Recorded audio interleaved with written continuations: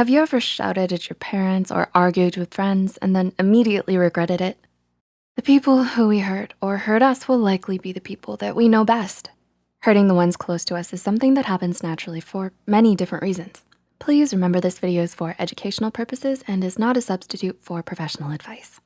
If you can relate to any of these signs, please do not take this feedback as an attack on your character. With that said, here are 7 reasons why we hurt the ones we love. Number 1, we hurt others in order to hurt ourselves. Has a family member or partner ever said, "You'll never succeed in accomplishing your goals"? According to psychologist Joanna Pantazzi, one reason that you hurt the ones you love is because you're punishing and sabotaging yourself. This is founded on core beliefs of inadequacy.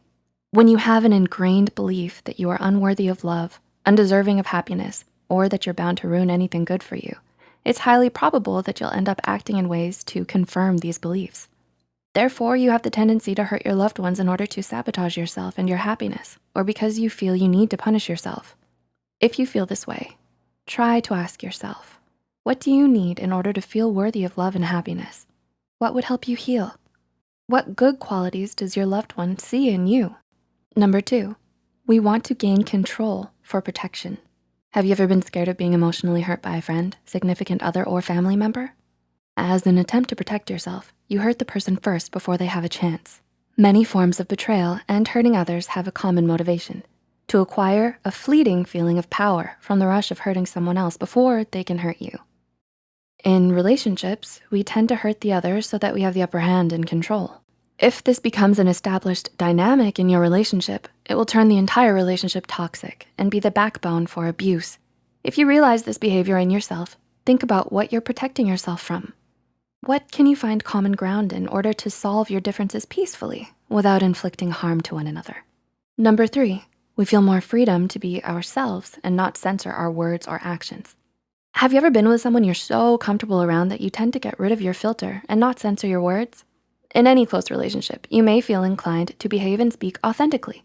The more love and trust are developed between people, the more freedom you feel to just be yourself. However, this lack of inhibitions and boundaries makes it easier to unintentionally hurt the other person. You might think that your comment is completely innocent without any malicious intent, but it can be perceived as offensive by the person on the receiving end. Setting good personal boundaries is crucial to creating healthy relationships. Communicate with the person on the receiving end to let them know that you mean no harm. If they tell you that they feel hurt by your actions, try to change your behavior. Number 4, we develop an insecure attachment style. Your attachment style is the emotional connection you formed as an infant with your primary caregiver. What you experienced during this first relationship can often determine how you act in relationships throughout life. When adults with secure attachments look back on their childhood, they usually feel that someone reliable was always available to them. As adults, they may enjoy close, intimate relationships and are not afraid to take risks in love. On the contrary, people with insecure attachment patterns who grew up without consistent, supportive, and validating environments often struggle to have healthy relationships with others as adults. However, everybody has the ability to change and grow. A person who doesn't have a naturally secure style can work on earned security, which means developing a secure style through relationships and interactions in adulthood. Number 5, we want to assert our own space and independence. Are your parents or someone in your life too controlling? Do you wish they could give you space and independence that you desire? You may lash out, be rebellious, and utter hurtful words. This is an unconscious way to assert your own space and independence by pushing the other person away. Therefore, it's important to learn how to communicate your thoughts and feelings. Try to understand where the other person is coming from instead of lashing out immediately. Number 6, we wanna test the boundaries and see how far we can go before they draw the line. Have you ever tried testing the boundaries to see how far your friend, family member, or partner is willing to go before they draw the line, thus hurting them in the process? We generally can't learn what another person's limits are until we test them. Young children do this instinctively. Children are motivated by powerful impulses to get or do whatever feels compelling to them at the moment, until they're told otherwise. They will often relentlessly pursue the objects of their desire. Often, the person who pushes the boundaries of their partner desperately wants some clear and firm boundaries without realizing that this behavior can hurt the other person.